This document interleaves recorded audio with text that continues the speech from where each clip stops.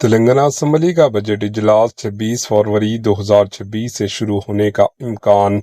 Telangana assembly کے budget اجلاس کے لیے تیاریاں مکمل ہو گئی ہے۔ ریاستی کانگریس حکومت نے 26 فروری 2026 سے اسمبلی اجلاس شروع کرنے کا فیصلہ کیا، جبکہ 23 فروری 2026 کو ہونے والے کابینٹ اجلاس میں اس پر حتمی فیصلہ لیا جائے گا۔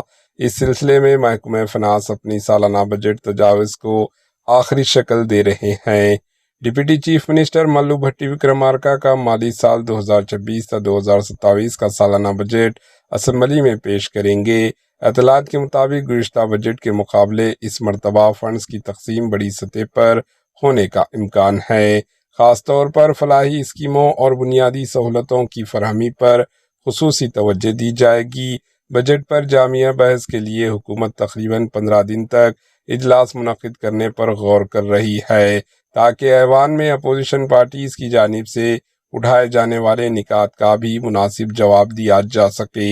Bureau report, H news.